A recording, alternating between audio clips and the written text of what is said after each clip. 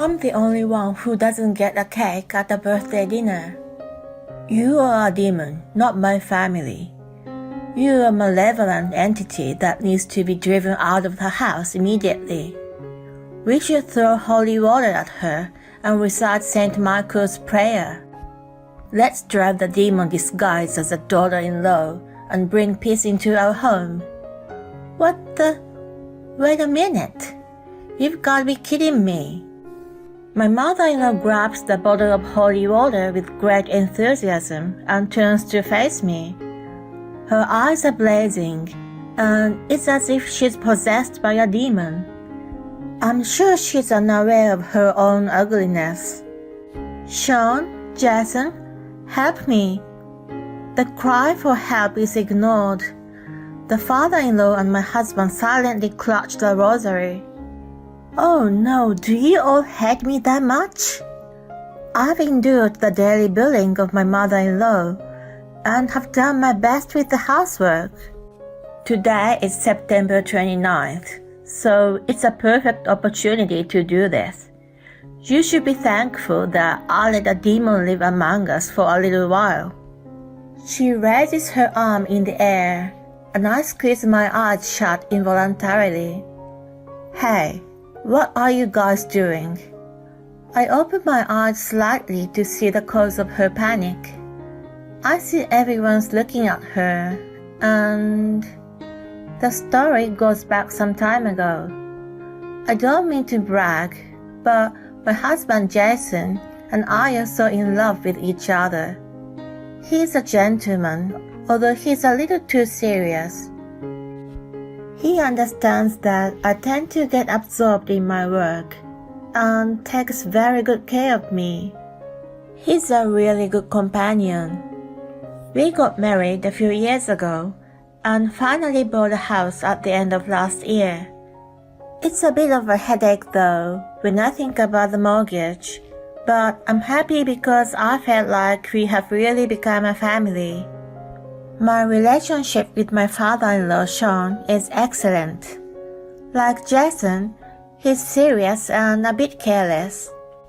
He's now retired, but when he was a business person, he was admired by many of his colleagues. His hobby is traveling, and he often sends us fresh produce from the countryside. He often compliments that Jason is lucky to be married to me. I feel tickled every time he does. The problem is, hello Jason, it's your birthday coming up, and I'm coming to your house to celebrate. Mom, you don't have to come over for every event. We just saw each other last week, remember? What are you talking about? We are a family, we should be together all the time. I suppose Erin won't feed us well, will she? I groan at her high-pitched voice leaking out of the phone. The only problem in my happy marriage is my mother-in-law, Megan. I've been subjected to criticism and harassment like this from the very beginning, and it's gotten worse over years. She barges into my house unannounced, says that it's not tidy enough, and starts cleaning on her own. When she calls my name in her piercing voice, I begin to brace myself. Jason says that she's had a very peculiar personality since he was a child. She used to be a tiger mom, locking him up in his room and making him study. She was also a very economical person, or rather a cheapskate. She was so stingy that she hardly bought him toys. In the past, she was so frugal that she did not celebrate any holidays and events. When Jason mentioned to his friends that his family didn't particularly celebrate Christmas, it spread in the neighborhood. After that, she became morbidly obsessed with any events. When I asked him how she came to be like that, she answered with disgust. She has relatives who are well off, and they are all highly educated. She's jealous of them. Huh? Is that the only reason? It's ludicrous, isn't it? I think she sees you as an enemy because she has a complex about her low education. I did graduate from an academically well-known university. That was the result of my efforts. I worked my butt off to get accepted there. I don't deserve to be resented for that. There's no way I can tell her this straight out though. If my relationship with her deteriorates, Sean will be affected too. Jason would not feel good about it either. I'm sorry that she's been hard on you. No, it's not your fault. Even though she's a strange person, I only see her a few times a year. I thought it was bearable until recently. She has been making direct remarks to me more frequently than before. It's become difficult for me to smile and shrug it off, and I've been avoiding her as much as possible. However, it is not uncommon for mishaps to occur. Do I have to deal with this person for the rest of my life? I wait patiently for the call to finish. A week before the birthday dinner is planned, I decide to speak to Sean. I know that Megan would complain no matter what, but I want to at least be prepared.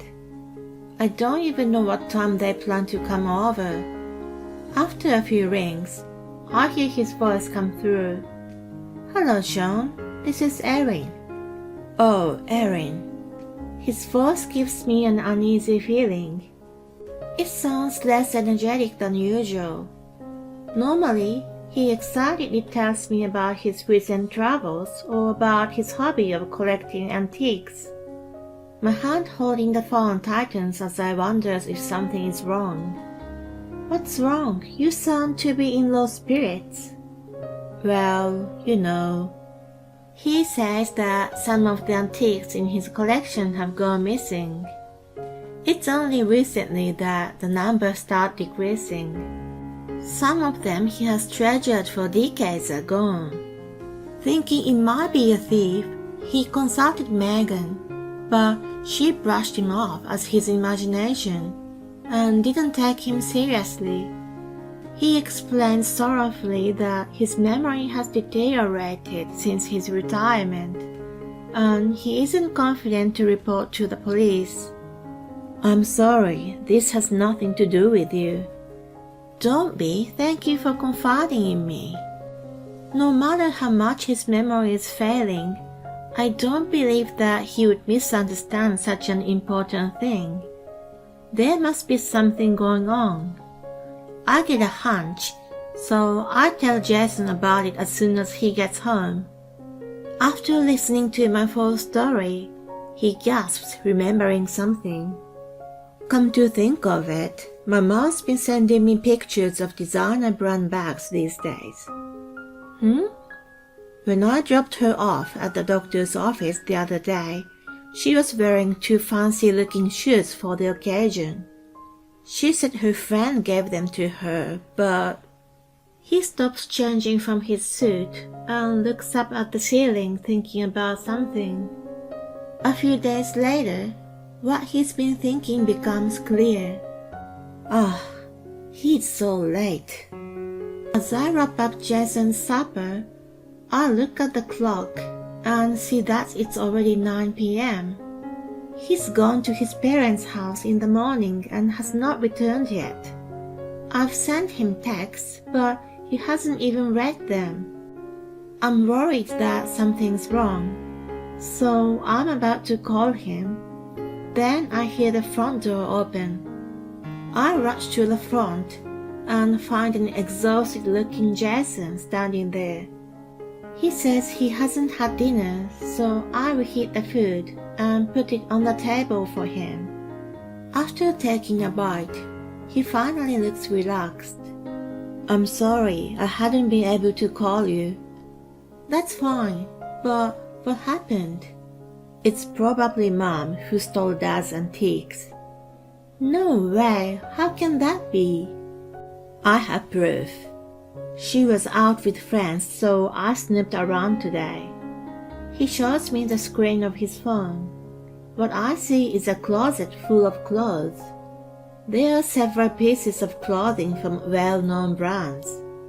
He slides his finger across the screen to a picture of a bank statement. I see Sean's name as an account holder. Is this the only balance he has? Yup. Apparently, my mom spent the money. When I told my dad, he wasn't surprised. They've already experienced something similar before. Jason's toys, gifted by his dad and relatives, kept disappearing.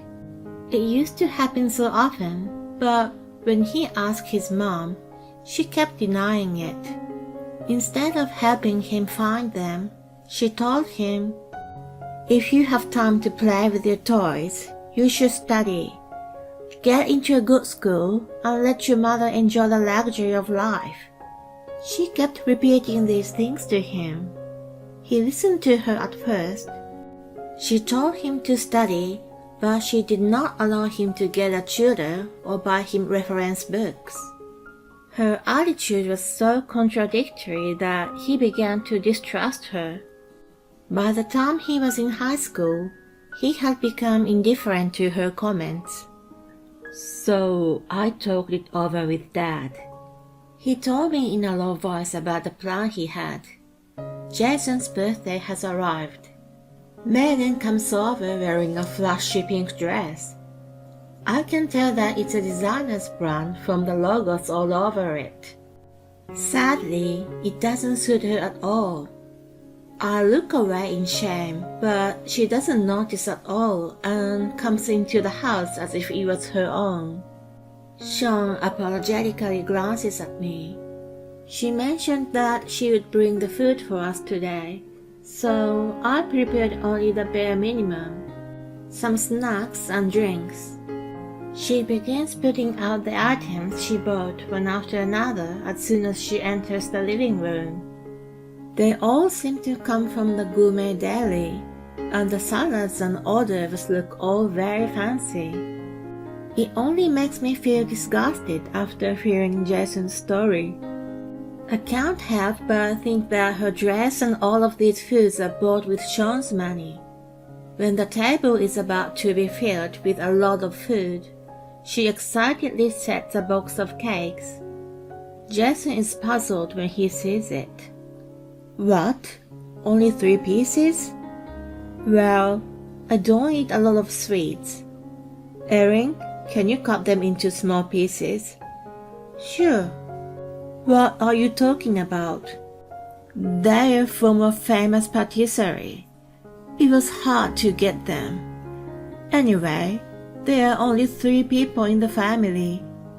Megan deliberately puts her hands on her chin and lowers the tone of her voice.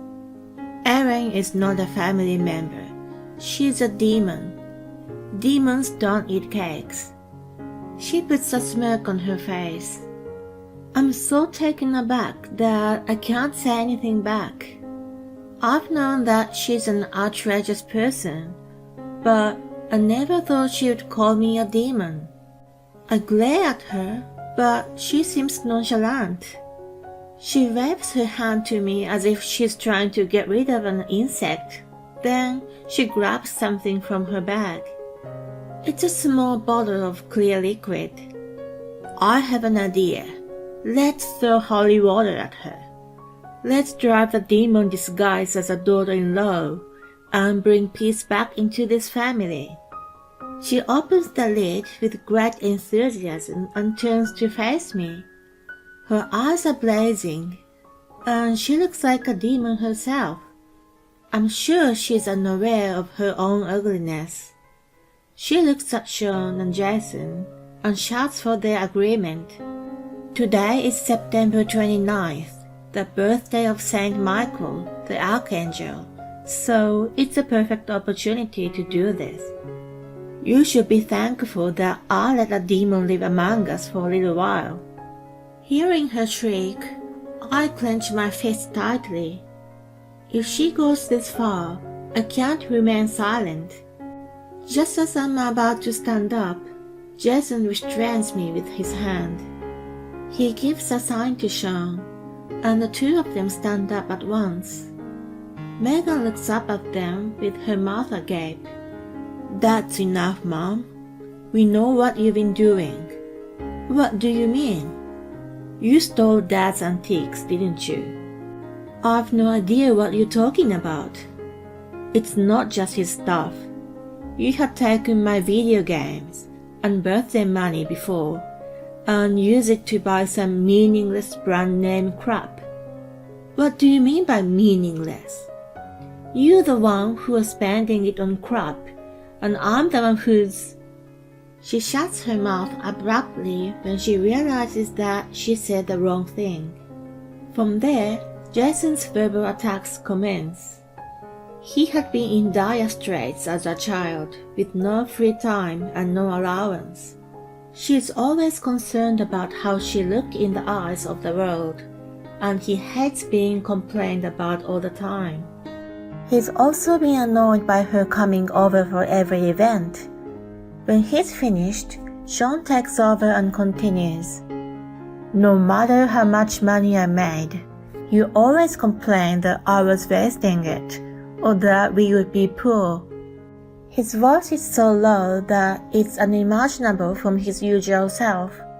He sounded like a priest trying to control the demon. She hangs her head down in silence and doesn't try to protest. He continues in a stern voice. You never fed us well, yet you've spent all my money. What more do you want to take from me? He snatches the bottle from her hand and throws the liquid at her with all his might.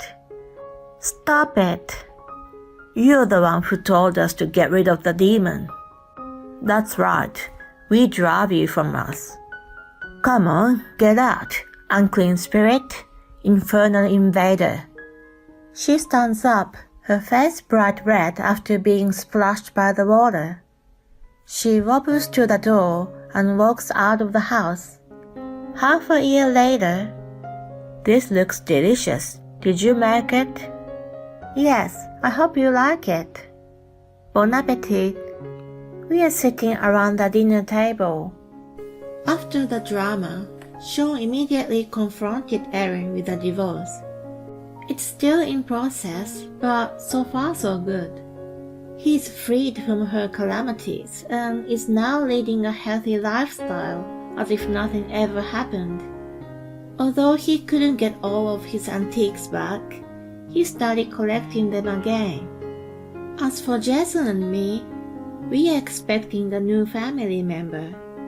We'll be a much livelier family next year.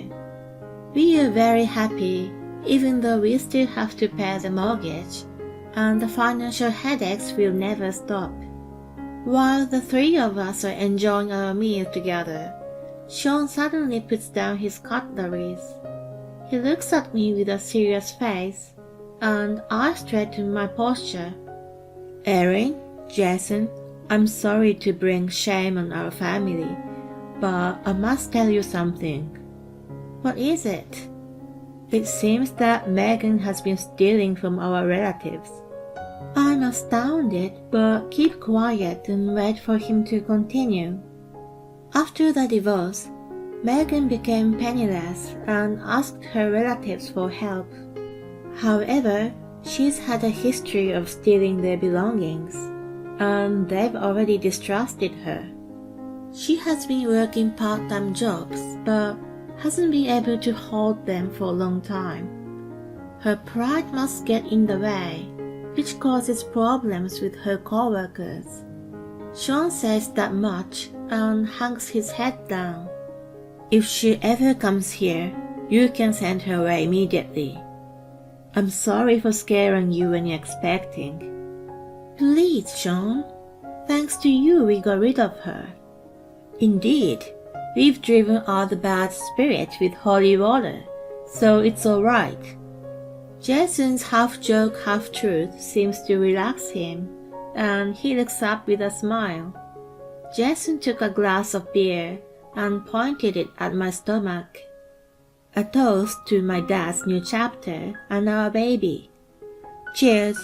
Thank you, Jason and Erin. No brand-name clothes and no delicacies from gourmet deli. Still, our table is filled with a lot of blessings.